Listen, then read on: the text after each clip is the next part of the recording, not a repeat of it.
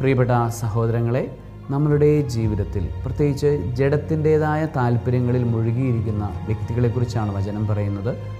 അങ്ങനെയുള്ള വ്യക്തികൾക്ക് ദൈവത്തിൻ്റെ ഹിതത്തിന് കീഴ്പ്പെടാൻ, ദൈവത്തിൻ്റെ വചനത്തിന് കീഴ്പ്പെടാൻ സാധിക്കത്തില്ല. അതുകൊണ്ട് തന്നെ അവർ ദൈവത്തിൻ്റെ ശത്രുപാളയത്തിലാണ് അവർ ആയിരിക്കുന്നത്. ജഡികമായ മനസ്സ് ഉള്ളവൻ ദൈവത്തിൻ്റെ ശത്രുപാളയത്തിൽ, പിശാചിനോടൊപ്പമാണ് അവനുള്ളത് എന്നാണ് വചനം നമ്മളെ പഠിപ്പിക്കുന്നത്. പലപ്പോഴും ഈ കൗൺസിലിങ്ങിനൊക്കെ വരുന്ന വ്യക്തികൾ, പ്രത്യേകിച്ച് ഇപ്പോൾ പ്രേമബന്ധവുമായി അങ്ങനെ ആ ജഡത്തിൻ്റെ താല്പര്യവുമായി പോയിക്കൊണ്ടിരിക്കുന്ന വ്യക്തികളോടൊക്കെ സംസാരിക്കും. നമ്മളെന്തെല്ലാം പറഞ്ഞാലും, നമ്മളെന്തെല്ലാം കാര്യങ്ങൾ അവരുടെ മുന്നിൽ സാമൂഹികമായ പ്രശ്നങ്ങളെക്കുറിച്ചും അതുപോലെ തന്നെ അവരുടെ കുടുംബത്തിലുണ്ടാകാൻ സാധ്യതയുള്ള പ്രശ്നങ്ങളെക്കുറിച്ചും അവരുടെ ഭാവിയിലുണ്ടാകാൻ സാധ്യതയുള്ള പ്രശ്നങ്ങളെക്കുറിച്ചും സാമ്പത്തികമായി വരാനുള്ള പ്രശ്നങ്ങളെക്കുറിച്ചൊക്കെ നമ്മൾ എത്ര ബുദ്ധിപരമായി നമ്മൾ അവരോട് സംസാരിച്ചാലും അവർക്ക്